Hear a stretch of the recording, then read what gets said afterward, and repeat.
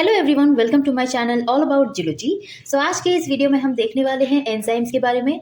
Enzyme क्या होते हैं, इनका प्रॉपर्टी क्या होता है, ये कितने टाइप के होते हैं, ये हम इस वीडियो में देखने वाले हैं। और हाँ, आपको अगर इस वीडियो से और मेरे चैनल में अपलोडेड जितने वीडियो है उनसे रिलेटेड कोई भी नोट्स चाहिए होता है तो आप सिंपल मेरे टेलीग्राम चैनल को ज्वाइन कर सकते हो, मेरे चैनल के बायो में ही दिया हुआ है। सो आज का जो टॉपिक है एंजाइम है। और एंजाइम क्या होते हैं, यहाँ पर दिया गया है कि एंजाइम जो है बायोकैटेलिस्ट होते हैं। बायोकैटेलिस्ट का मतलब है कि ये एक बायोलॉजिकल सब्सटेंस है, लाइक प्रोटीन होते हैं और जो है आरएनए मॉलिक्यूल्स होते हैं।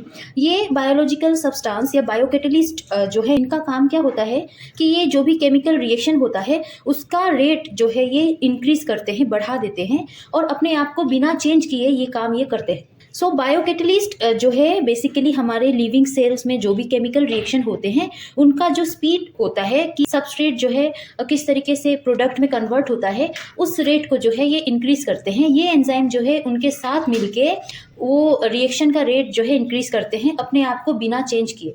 सो यहाँ पर एंजाइम का प्रॉपर्टी क्या है ये हम देखते हैं। कहा गया है कि जो है एंजाइम जो है मोस्ट एंजाइम प्रोटीन्स होते हैं और कोई कोई जो है आरएनए मॉलिक्यूल्स भी जो है एज एंजाइम एक्ट करते हैं।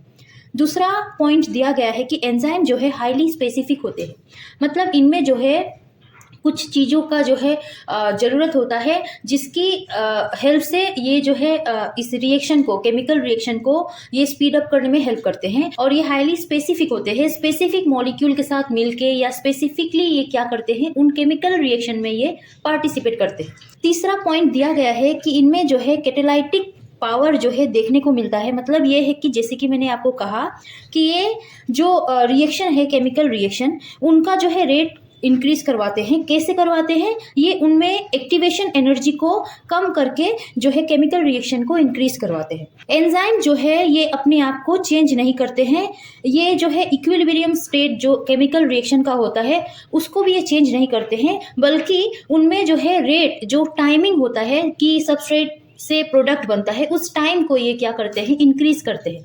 जैसे कि एक सबस्ट्रेट जो है प्रोडक्ट को बनाने में तकरीबन 50 मिनट का टाइम लेता है, बट अगर हम एंजाइम को वहां पर ऐड करवा दे और एंजाइम की हेल्प से अगर वो रिएक्शन हो तो उसी प्रोडक्ट को फॉर्म करने का जो समय होता है वो कम होता है 50 से।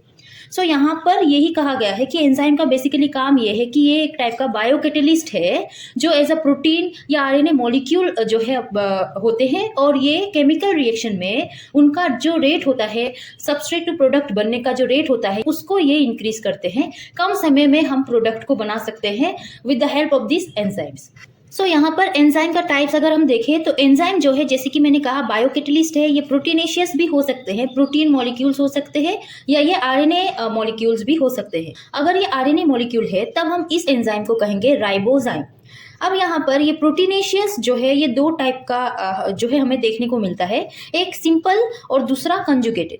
कंजुगेटेड में, सिंपल में क्या है कि सिंपली एमिनो एसिड्स जो है प्रेजेंट होते हैं, वही कंजुगेटेड में दो टाइप्स जो है प्रेजेंट होता है। जैसे कि नॉन प्रोटीन एक जो है एंजाइम होता है जिसको हम कोफैक्टर कहते हैं, इसको मैं डिटेल में अच्छे से पढ़ाऊंगी। अभी आप बेसिक जो है किस तरीके से इनको क्लासिफाई किया गया है, इनका टाइप्स, वो हम देख लेते हैं। यहाँ पर नॉन प्रोटीन जो एंजाइम होंगे कंजुगेटेड फॉर्म का, उसको हम कोफैक्टर कहते हैं। वही प्रोटीन का जो एंजाइम होता है उसको हम एपो एंजाइम कहते हैं। नॉन प्रोटीन जो कोफैक्टर है उनमें भी दो तरह का जो है हमें देखने को मिलता है, जैसे कि मेटल आयन और कोएंजाइम। कोएंजाइम जो है ऑर्गेनिक कंपाउंड्स होते हैं जिसको हम कोएंजाइम कहते हैं, और मेटल आयन जो है मेटल एक्टिवेटेड आयंस होते हैं जिससे एंजाइम बाइंड करता है, फिर वो जो है अपना जो है मैकेनिज्म शो करता है। वही ये मेटलो एंजाइम होते हैं, ये भी मेटल आयंस ही होते हैं, बट दोनों में क्या फर्क है मैं आपको बताऊंगी। सो यहाँ पर कोएंजाइम भी जो है दो टाइप का होता है, एक होता है प्रोस्थेटिक ग्रुप और दूसरा होता है को सबस्ट्रेट। सबसे पहले देखते हैं प्रोटीनेशियस एंजाइम। जैसे कि मैंने कहा था आपको, ये सिंपल और कंजुगेटेड फॉर्म में जो है प्रेजेंट होते हैं। सिंपल में क्या होता है, एंटायरली ये एमिनो एसिड इनके पास होता है। कंजुगेटेड एंजाइम में क्या होता है कि प्रोटीन तो होते ही है प्लस नॉन प्रोटीन कंपोनेंट्स भी होते हैं। अब ये नॉन प्रोटीन कंपोनेंट्स क्या है वो हम देखेंगे। यहाँ पर कंजुगेटेड एंजाइम्स में जो है नॉन प्रोटीन और प्रोटीन, नॉन प्रोटीन के पार्ट को हम कहते हैं कोफैक्टर। कोफैक्टर में जो है कैटालाइटिक एक्टिविटी होती है, और प्रोटीन का जो है एपो एंजाइम जिसे कहा जाता है, इनके पास ओनली प्रोटीन कंपोनेंट होते हैं, नॉन प्रोटीन कंपोनेंट नहीं होते हैं, और ये इसीलिए बायोलॉजिकली इनएक्टिव होते हैं। अब हमको बायोलॉजिकली एक्टिव कंजुगेटेड एंजाइम को अगर बनाना हो तो हम सिंपल एंजाइम को और कोफैक्टर को एक साथ कर देते हैं, उसी को हम होलो एंजाइम कहते हैं। और ये होलो एंजाइम जो है बायोलॉजिकली एक्टिव कंजुगेट एंजाइम जो है होता है, जिसको complete biologically active conjugate enzyme कहा गया है। अब यहाँ पर जो कोफैक्टर था, वो कोफैक्टर जो है मेटल आयन होते हैं और सम ऑर्गेनिक कंपाउंड्स होते हैं। मेटल आयंस को जो है, मेटल आयन सिंपली जो है वो एंजाइम के साथ मिलके फंक्शन को प्ले करते हैं। वही कॉम्प्लेक्स ऑर्गेनिक कंपाउंड्स क्या होते हैं, को एंजाइम्स होते हैं, जिसको हम को एंजाइम्स कहते हैं। ये को एंजाइम्स जो है मेनी आर विटामिन कहा गया है, नहीं तो जो एंजाइम का पार्ट होता है उसमें विटामिन जो है प्रेजेंट होता है।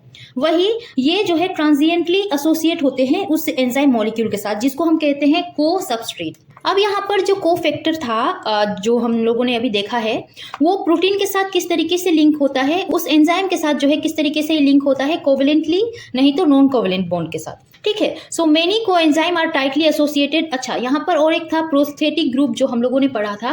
प्रोस्थेटिक ग्रुप का मतलब है कि जो को एंजाइम होता है वो प्रोटीन से जो है टाइटली एसोसिएट होता है with the help of covalent bond या नॉन कोवेलेंट बॉन्ड। सो यहाँ पर जो टाइटली वो जब एसोसिएट होगा उस प्रोटीन के साथ, जो को एंजाइम होगा, उसको हम प्रोस्थेटिक ग्रुप कहते हैं। और लास्ट में जो है मेटल एक्टिवेटेड एंजाइम था और मेटलो एंजाइम था। ये दोनों जो है मेटल आयन के ऊपर डिपेंड करते हैं, बट मेटल एक्टिवेटेड एंजाइम्स ऐसे एंजाइम होते हैं जो एंजाइम के साथ बाइंड तो होते हैं बट वीकली होते हैं, बहुत जो है टाइट बाइंड नहीं होते हैं। ये वीकली जो है उस एंजाइम के साथ बाइंड होते हैं, देन वो कैटालाइसिस के प्रोसेस में जो है हेल्प करते हैं। वही मेटलो एंजाइम जो है बहुत टाइटली बाइंड होते हैं, तब वो फंक्शन जो है प्ले करते हैं। सो इस तरीके से एंजाइम को जो है डिवाइड किया गया है। एंजाइम का डेफिनेशन मैंने आपको बताया है, प्रॉपर्टीज मैंने आपको बताया है, टाइप्स भी हम लोगों ने देख लिया है। सो आई होप आप लोगों को समझ आया होगा अबाउट एंजाइम।